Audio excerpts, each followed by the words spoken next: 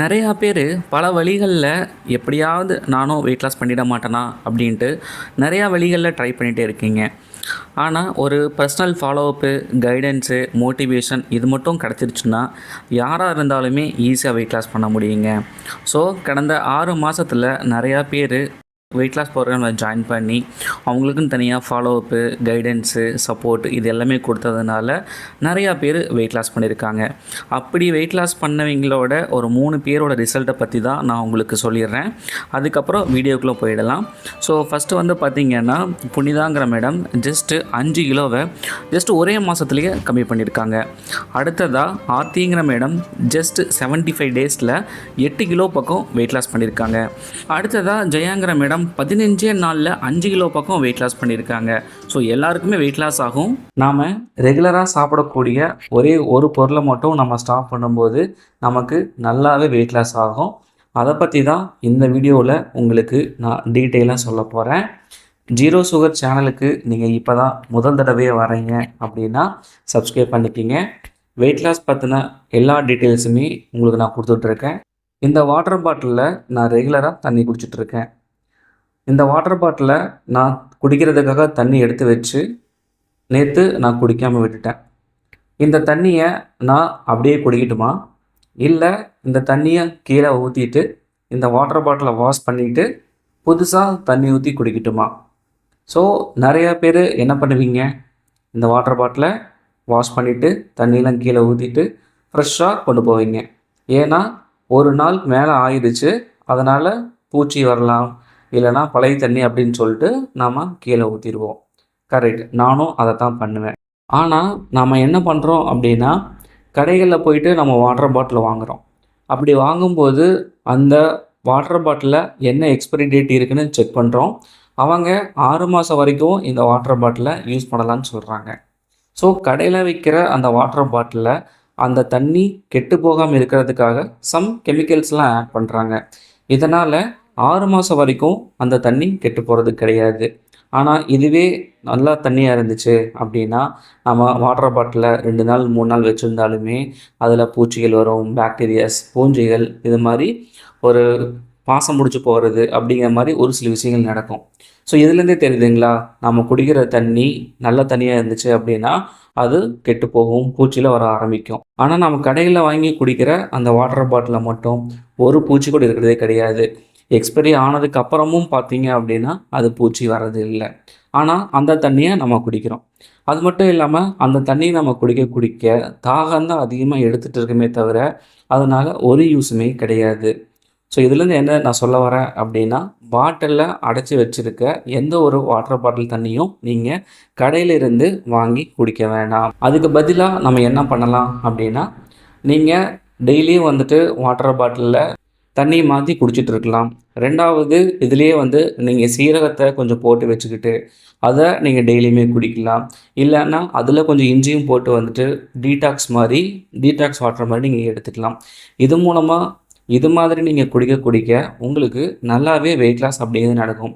நாம் பண்ணுற ஒரு சின்ன ஒரு மாற்றத்தினால நமக்கு வெயிட் லாஸ் அப்படிங்கிறது நமக்கு சாதாரணமே நடக்க ஆரம்பிச்சிடும். நிறையா பேருக்கு இது தெரியறதில்ல. நான் இப்போ உங்களுக்கு வாட்டர் பாட்டிலுக்கு தண்ணி மட்டுமே நம்ம குடித்தா சரியாக போயிடுமா, குடிக்காமல் அவாய்ட் பண்ணால் சரியாக போயிடுமா அப்படின்னு கேட்டால் அது மட்டும் கிடையாதுங்க. கடைகளில் விற்கிற பேக்கெட் க்ளோஸ்டாக இருக்கிற உணவுப் பொருள்கள், அதாவது என்ன பிராண்ட் நேம்ஸ்லாம் நான் சொல்லக்கூடாது, பட் உங்களுக்கே தெரியும், குழந்தைங்களுக்கு வாங்கி குடிக்கிற சிப்ஸ் ஆகட்டும். ஸோ அதெல்லாம் நீங்கள் கட் பண்ணி ஓப்பன் பண்ணும்போதே பார்த்தீங்கன்னா ஒரு கெமிக்கல் ஸ்மெல் உங்களுக்கு அப்படியே மூஞ்சில் அடிக்கும். ஏன்னா அது கெட்டு போகாமல் வச்சுருக்காங்க. நாமளாக ஒரு உருளைக்கிழங்கே எடுத்துக்கோங்களேன், அதை நீங்கள் சிப்ஸ் பண்ணுறீங்க இல்லை வீட்டில் வச்சுருக்கீங்க அப்படிங்கும்போது ஒரு நாளுக்கு மேலே ஆச்சு அப்படின்னாவே கொஞ்சம் வலுவழுப்பு தன்மையாக ஒரு மாதிரி ஆகிடும். சிப்ஸாக இருந்தாலுமே பார்த்தீங்கன்னா ஒரு சில மாற்றங்கள் நடக்கும். கெட்டு போகிறதுக்கு உண்டான சிம்டம்ஸ் எல்லாமே அதில் தெரியும். ஆனால் கடையில் வச்சுருக்க பாக்கெட்டில் காற்று மட்டும்தான் இருக்குது, அதுவும் கேஸு. ஏன்னா அது கெட்டு போகாமல் இருக்கிறதுக்காக அவங்க ஃபில் பண்ணி வச்சுருக்காங்க. இந்த மாதிரி உணவுப் பொருட்களை நம்ம திரும்ப சாப்பிடும்போது ஜங்க் ஃபுட்டு நமக்கு வெயிட்டு இன்க்ரீஸ் ஆக தான் செய்யும். இதனால் நிறையா பிரச்சனைகள் வர ஆரம்பிக்கும். அது மட்டும் இல்லாமல் சொல்கிற மாதிரி ப்ரெட்டு இதெல்லாமே எக்ஸ்பைரி டேட் போட்டு வச்சுருப்பாங்க. நீ எந்த ஒரு உணவுப் பொருளாக இருந்தாலும் சரி அதில் எக்ஸ்பைரி டேட் இருக்கா அப்படிங்கிறத பாருங்கள். அதில் மேக்ஸிமம் ஒரு பாக்கெட்டில் சீல் பண்ணி 1 வாரம் 2 வாரம் வரைக்கும், 1 மாதம் 3 மாதம் 6 மாதம் வரைக்கும் எல்லாமே இருக்குது. முக்கியமாக இந்த ஒரே ஒரு ஃபுட்டை மட்டும் நீங்கள் அவாய்ட் பண்ணிட்டீங்க அப்படின்னா நீங்களும் நல்லா இருப்பீங்க, உங்களுக்கு வெயிட் லாஸும் ஆகும், ஆரோக்கியமாக இருப்பீங்க. இந்த ஒரே ஒரு மாற்றத்தை மட்டும் நீங்கள் பண்ணுங்கள், உங்களுக்கு நல்லாவே வெயிட் லாஸ் ஆகும். அது மட்டும் இல்லாமல் சப்போஸ் எல்லார் வீட்லேயுமே சண்டேஸில் வந்து நான்வெஜ்ஜு சாப்பிடுவீங்க. அப்படி நான்வெஜ்ஜு சாப்பிடும்போது பிரியாணி கண்டிப்பாக இருக்கும். ஒரு சிலர் என்ன பண்ணுவாங்க, வயிறு நிறைய பிரியாணி சாப்பிடுவாங்க. சாப்பிட்டதுக்கப்புறம் ஏப்பம் வராது. ஸோ அந்த ஏப்பம் வராதனால டைஜஷன் ப்ராப்ளம், கொஞ்சம் ஒரு மாதிரி வயிறு ஃபுல்லாக இருக்கிற மாதிரியே இருக்கும். ஏன்னா அதில் எண்ணெய் அதிகமாக இருக்கும், நெய்யெல்லாம் போட்டு செஞ்சதுனால நமக்கு தூக்கம் வர மாதிரி ஒரு மாதிரி டயர்டாக இருக்கும்.